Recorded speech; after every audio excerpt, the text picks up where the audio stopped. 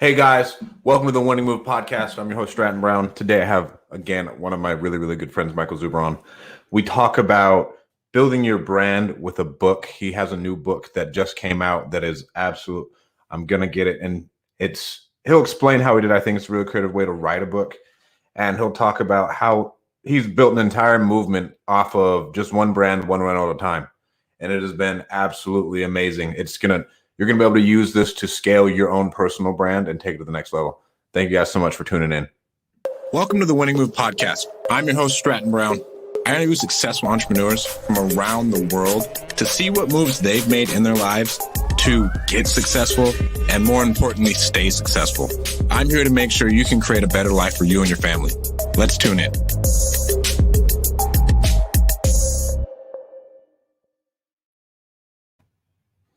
Welcome. Thank you so much for coming on, Mike. Guys, first, if you are tuning in, the show brings you any value, please do share it with your friends. I'm too cheap to run ads.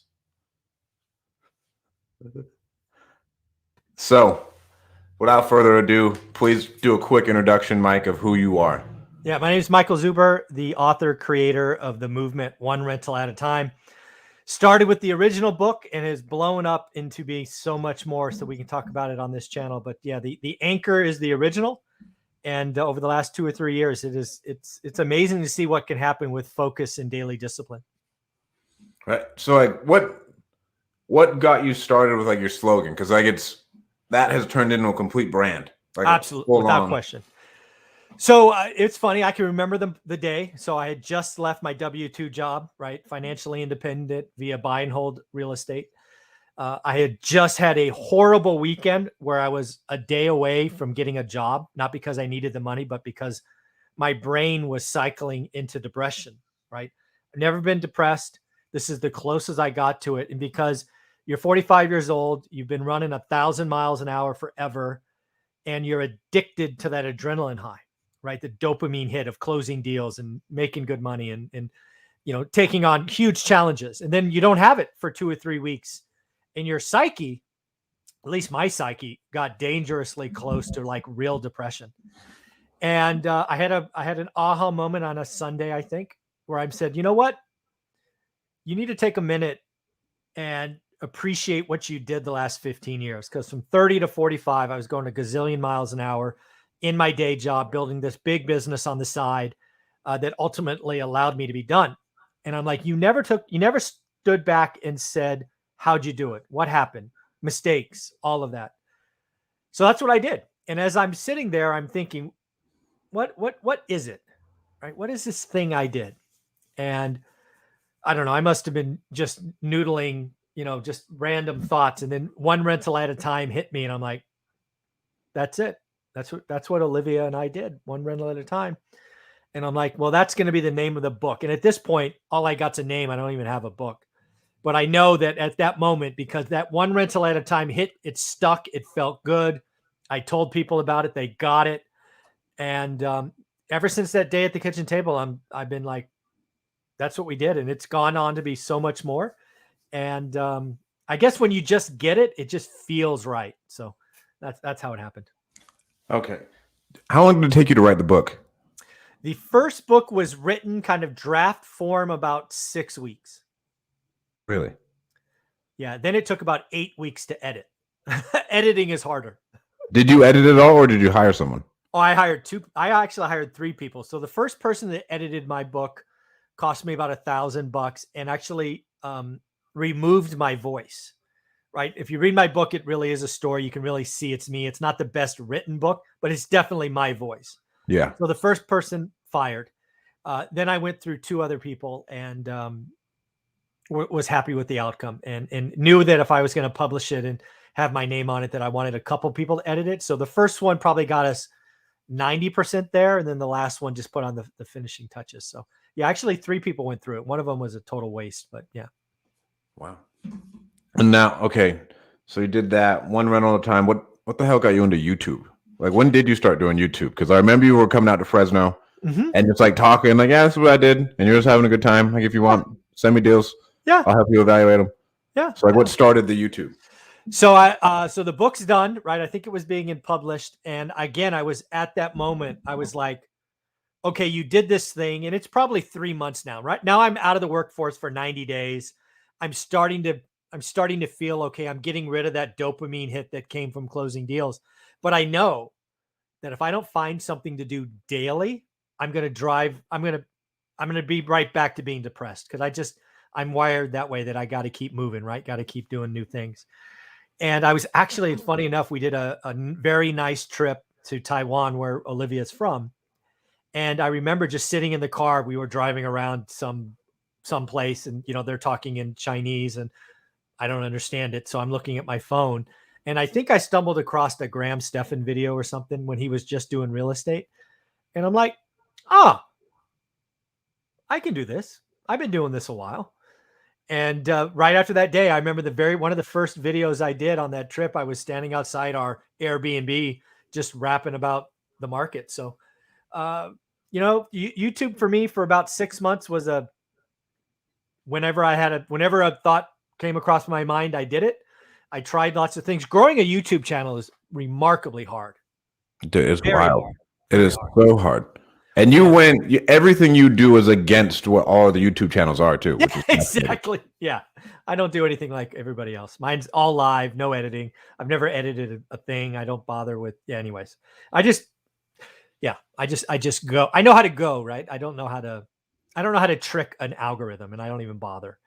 Don't do ads, anything like that. So, I do it because I enjoy it every day. And I have just this weird my superpower is I'm excited about the next day, right? I've done 5 videos a day on YouTube for almost 18 months, 5 videos a day for 18 months.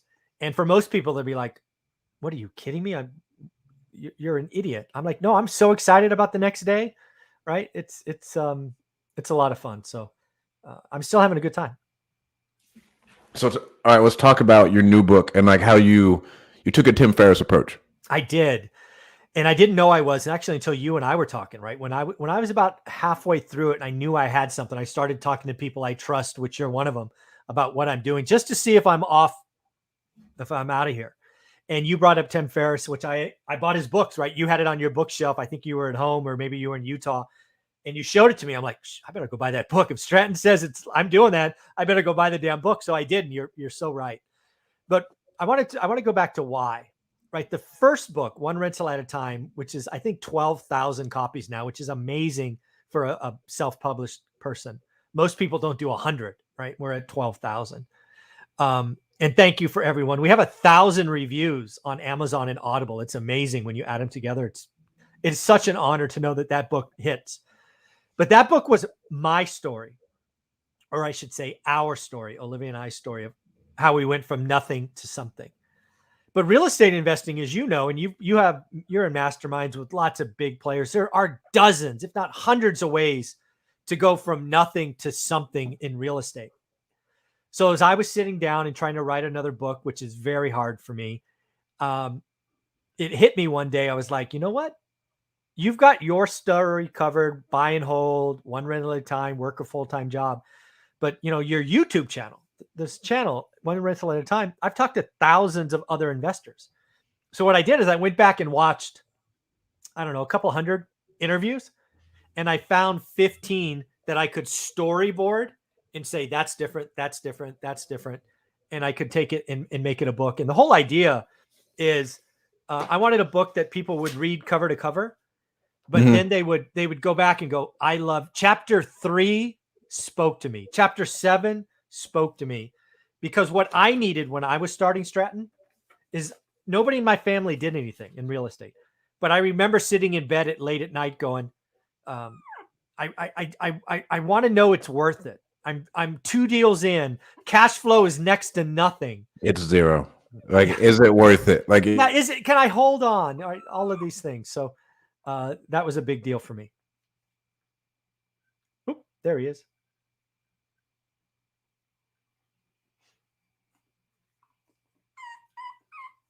Hi, Sonny.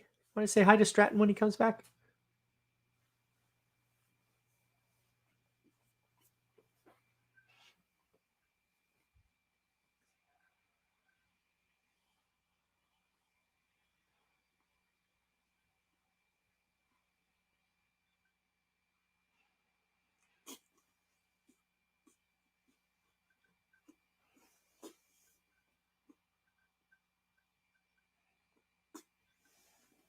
Hi, Sonny.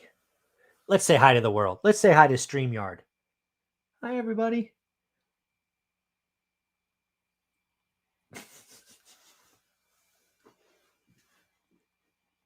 I don't know where he went.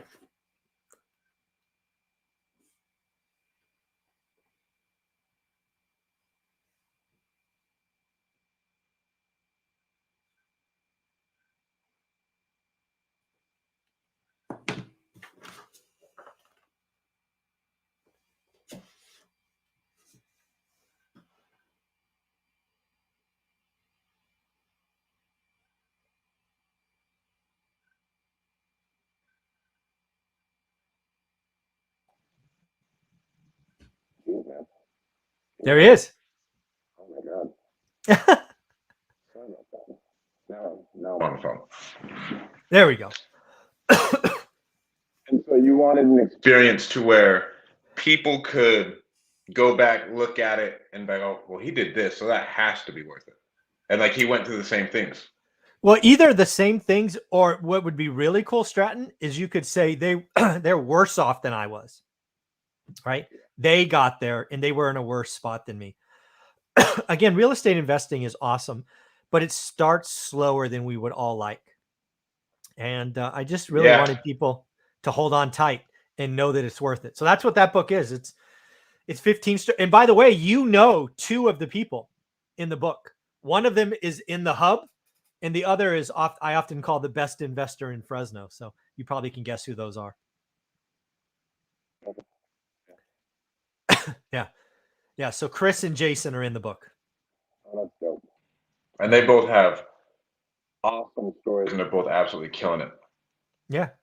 And those two stories are just like the other 13. So I really do think this book's going to take off. It's a little more expensive than the first one because I put it in color, which jacks up the price a lot. And Amazon still wants their cut. So this book's $30 where the first one's 15. But I thought color was important. And I got all my experts in there at the end and talk about my positive impact score. But yeah, I look forward to people taking selfies like they did with my first book and telling me which chapter hits home. I really do. I think people will hit this book and they're like, these two, I've read these two chapters 50 times, 100 times. I hope that happens.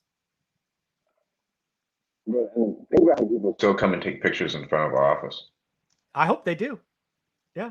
People still come take pictures. We still give out books if anybody comes, and give them out to everybody. And I think the first one is an amazing book because it's like a step-by-step process. Yeah. And it's not like, oh my God, it's so far away. No, I take you on the whole journey. I hold your hand from the very first blow up of the first tenant in Norris Drive through the peak of the market, how we survived, what we're doing in 2010, which is the best market I've ever seen, to what happens when hedge funds or deep pockets come in, to what we're doing today. It's all there. I don't promise you get rich quick, but it's get rich for sure. And something else I've done is I've done research the last 50 years, did a 50-year spreadsheet, and also done some math, man. That first property on Norris Drive, 1818 Norris Drive, I put 20 grand on that first deal. And over the course of 18 years, that first 20 grand turned into 21 units, $500,000 in equity, and 100 grand in cash. That one deal is better than timing the market. Not too bad. Not too bad. And I did that a few times. Not too bad. And let's pivot into what everybody loves when I talk to you because you're completely different and you educate everybody. Oh, right. Okay. So what's been going on in the last week? Oh, I haven't talked to you in like 2 weeks, actually. So what have been the major moves in the markets in the last 2 weeks that you think are going to have an impact? And then Robert Kiyosaki is still saying that this is going to be the biggest real estate crash of all time, blah, blah, blah. Yeah, we'll get to Kiyosaki secondly. So first and foremost, if you were to kind of take the last 2 weeks in a nutshell, you've had validation that inflation is real and hotter than anybody wants. And oh, by the way, it is a worldwide phenomenon, not a U.S. phenomenon. We've seen things in Europe and other markets. So inflation is going on across the world, which makes sense because all the central banks have printed money And if there's more money chasing less stuff, stuff goes up. Then we have the federal government looking to spend another $3 to $4 trillion, which is only going to raise taxes. And let's just be clear. I think inflation is a tax. I think it is the most often not talked about tax out there. And unfortunately, inflation hits the poor and the middle class a lot more than it hits the rich.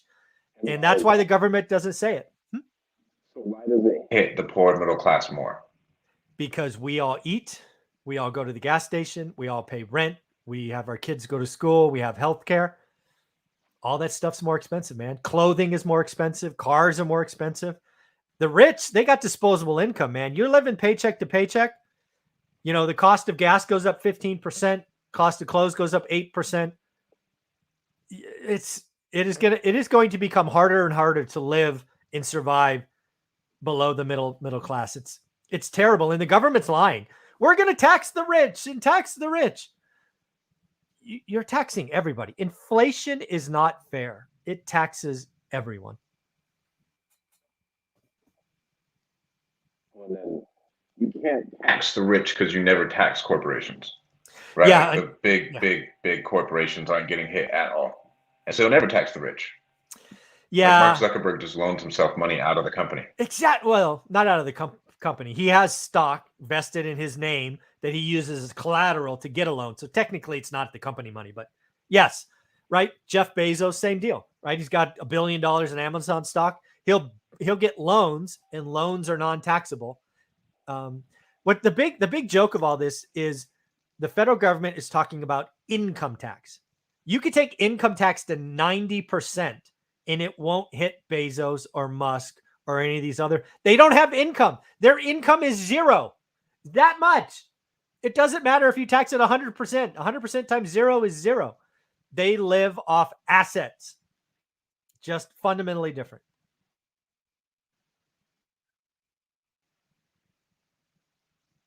Sorry, connection problem because of my headphones.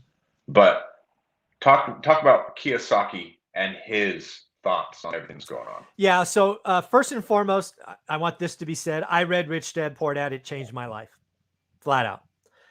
He has produced a lot of other stuff which has been trying to trade on that name, that success.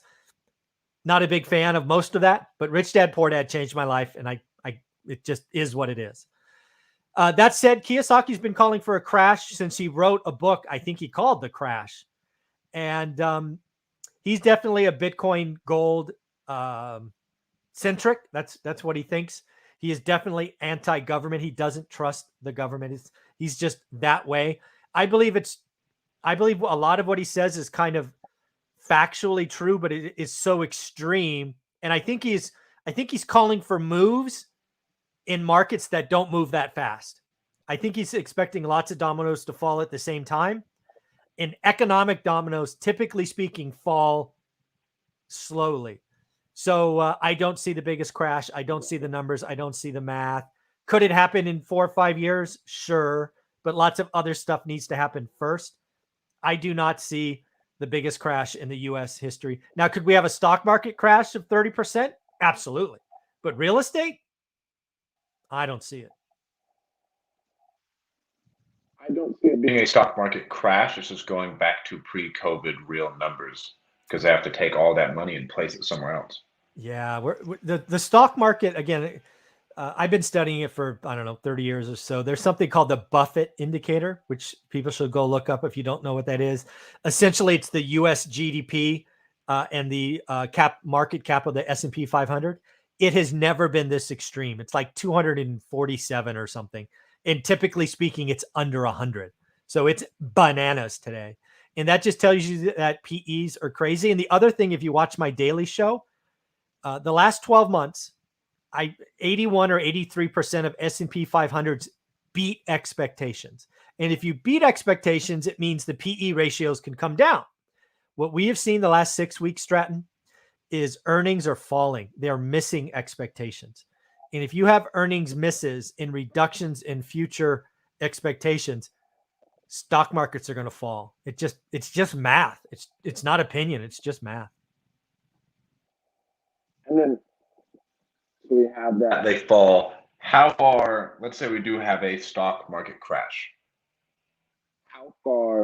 How long, really not how far, how long does it take for real estate to fall? Or is there any correlation you've actually seen? There is correlation. So for example, the highest correlation I saw and I experienced was actually the .com crash. The .com crash, where I live is the Silicon Valley, hence the connection. So the .com crash wipes out millions and millions of dollars in people's portfolios and whatnot. The Bay Area real estate market had a 6-month pause. It was frozen. It just, stuff wasn't moving. Because what happens in the Silicon Valley, which is some of the most expensive dirt, is property is the down payment comes out of the stock market most of the time. So when .coms got hammered, the Bay Area real estate market froze. But Fresno, which I was investing at the time, didn't miss a beat. Fresno, you don't have stock market money in Fresno, right? At least not a lot. So you can see that, right? So there will be some high-priced markets like Manhattan, probably Austin, Texas, some markets that are very tech-heavy, that if the tech, like if we have a tech wreck, you'll see a slowdown, but it'll be at the high end. The rentals that we buy or I buy, it won't be impacted because A, we can't make them. B, there's less of them. More people need to rent. The affordable stuff that I buy, no impact. But yeah, we could see expensive markets take a breather, like Orange County, San Diego, Seattle, big time Seattle, right? Amazon, Microsoft. We could, if there's a tech wreck, there'll be some markets that pause. Okay. And do you see any tech wreck in the future? Like, Yeah. what do you see would cause it? I believe every once in a while, valuations, PE, price to earnings ratios get stretched. It's kind of the Buffett rule, Buffett Indicator I talked about earlier. I think they are absurdly high today. The PEs are 50 when they should be 28. So yeah, I think people have too much money. The government's giving out too much money. The money's got to go somewhere. Don't bet against the Fed. I think there are plenty of tech stocks that are richly valued. Now, when does that pop? Who knows? It will pop eventually. But yeah. And again, don't take my opinion. I have zero money in the stocks. I will not put a dollar in the stocks unless they fall 50%. I'm just not a stock guy. I've been burned in the past. I don't want to do my homework.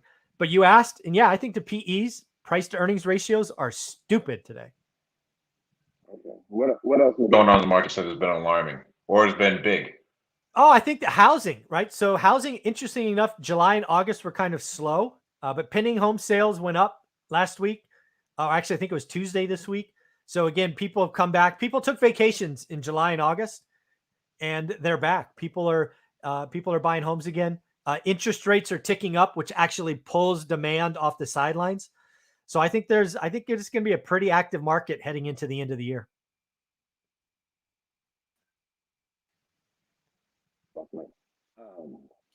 In our market, there you are.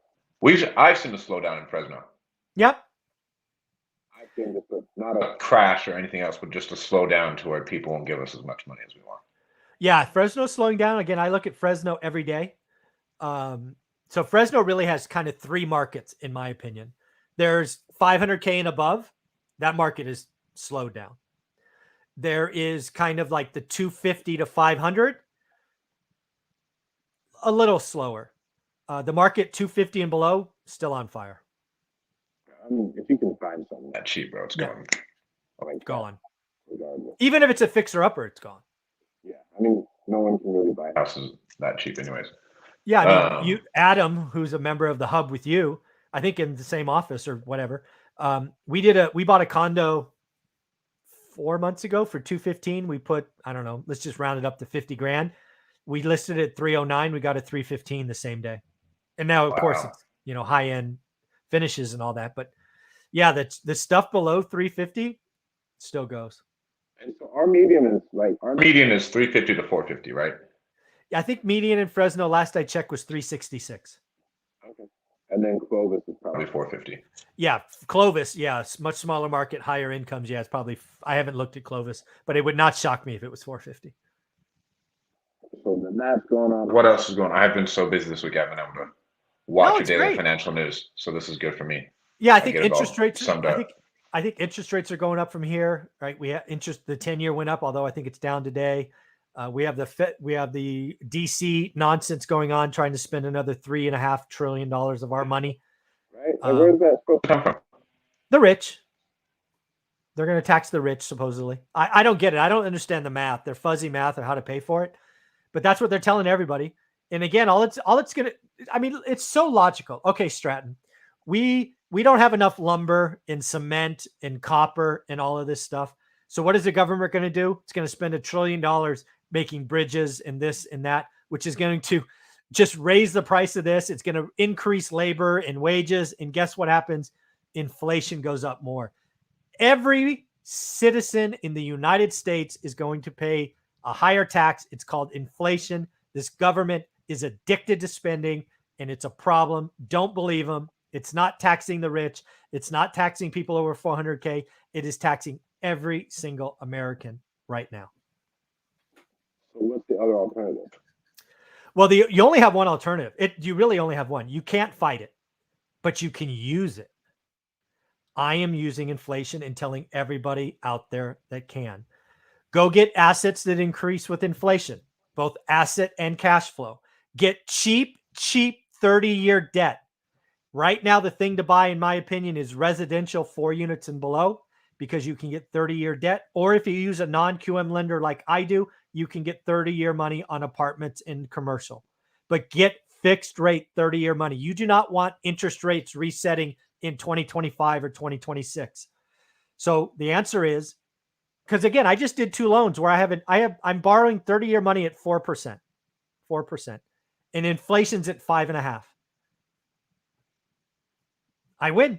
And oh, by the way, I have an asset that goes up. So the only thing you could do is use inflation. You can't beat it, right? You can't fight it. You can use it though. So go buy as many residential properties you can with 30-year fixed rate money, and just let the idiots in DC help you. And again, I did a 50-year spreadsheet. It's in my free course. I talk about it on my YouTube channel. 1970 to 1979, we are repeating that period. In that period, interest rates went up 300 basis points. Wages went up 87%. Housing went up 106%. Rent went up 117%. The only people that won in the 1970s were people that owned property in 1970 with 1970s interest rates. You were a hero. The properties you bought doubled. Your cash flow more than doubled. And you still had fixed rate debt. I'm going to repeat 1970 to 79 right now every day. I'm trying to buy millions and millions of dollars in residential property. I love it. And are you, Kalani asked, Hey, Mike, did your first rentals come from the MLS? Yeah, my book, we had, I don't know how many, I know we must have done 70 purchases all out of the MLS except 2 before we retired. One was auction.com during the crash, and one was direct from a bank. Everything else, MLS. I think it's fascinating that you Know who a wholesaler I was. did it. until I had no after idea you what. retired. Nope. MLS. And I was buying stuff when I was in Australia, South America. My job took me all over this darn planet, and I was just using my phone and buying deals. And are you actively buying? Have you bought anything on MLS lately? In the MLS, no. It's been hard. I'm seeing better deals today than I did a year ago, but I'm trying. I wrote 100 offers last year. Nothing. There's just no inventory, although it's coming. But I haven't bought a deal out of the MLS in probably a year and a half. So Kalani and Kalani's my girlfriend. We have been doing storage stuff, and it has been so tough to get offers, like from brokers and everything else, to where there's no inventory bonus. Yeah, it's really hard today in stuff like storage, because it's probably it or data centers are the hottest assets today. People love them, and there's so much money sloshing around in the system right now. It's tough. Data center, you could think of like it's where they store computers and off-market big fans and computer, where it's like warehouses for computers and whatnot. Like Probably Bitcoin there, yeah. But it's usually tech companies and stuff are outsourcing. Amazon has a bunch of data centers. Yeah. Wow. Anything else before we wrap this up on what's coming in with the markets? No, I just want to go back to the book. The book is really meant for people to believe it's possible. And I want everybody to know that real estate investing is a skill.